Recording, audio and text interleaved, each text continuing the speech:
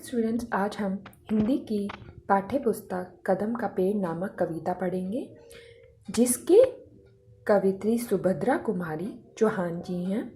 इसमें बालक अपनी माता को कृष्ण कन्हैया का रूप धारण कर कल्पना करता है और वह बताता है कि वह किस तरह अपनी माँ के साथ लुका छुपी का खेल खेलेगा। तो हम पढ़ना स्टार्ट करते हैं। यह कदम का पेड़ अगर माँ होता यमुना तीरे, तीरे मतलब किनारे, मैं भी उस पर बैठ कन्हैया बनता धीरे धीरे। ले देती यदि मुझे बांसुरी तुम 2 पैसे वाली, किसी तरह नीचे हो जाती है कदम की डाली। तुम्हें नहीं कुछ कहता पर मैं चुपके चुपके आता, उस नीची डाली से अम्मा ऊंचे पर चढ़ जाता। वहीं बैठ फिर बड़े से मज़े से बांसुरी बजाता, अम्मा अम्मा कह बंसी के सुर में तुम्हें बुलाता।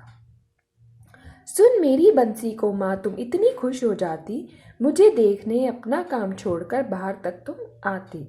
तुमको आता देख बांसुरी रख मैं चुप हो जाता, पत्तों में छिपकर धीरे से फिर बांसुरी बजाता।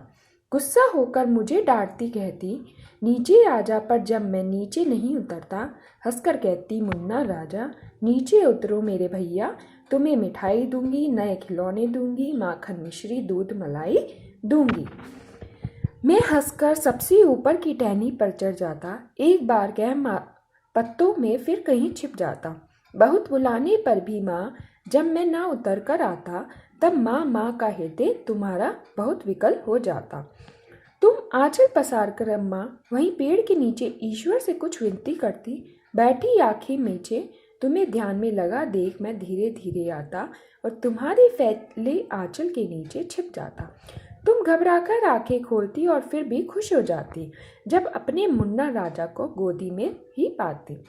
इसी तरह कुछ खेला करते हम तुम धीरे धीरे, माँ कदम का पेड़ अगर होता यमुना तीरे।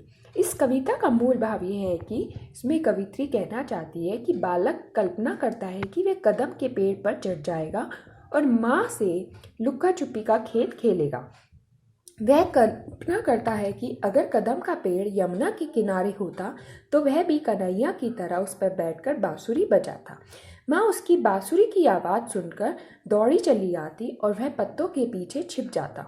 माँ उसे लालच देकर नीचे बुलाती, लेकिन वह नीचे नहीं आता और पेड़ की सबसे ऊंची डाल पर चढ़ जाता।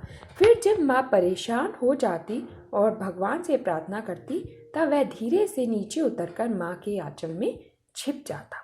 देखिए, इस कविता में बालक अपनी माता के साथ किस तरह का खेल खेलता है और अपनी माँ को कृष्ण की लीला दिखाता है। तो आई होप आपको ये कविता अच्छी लगी होगी।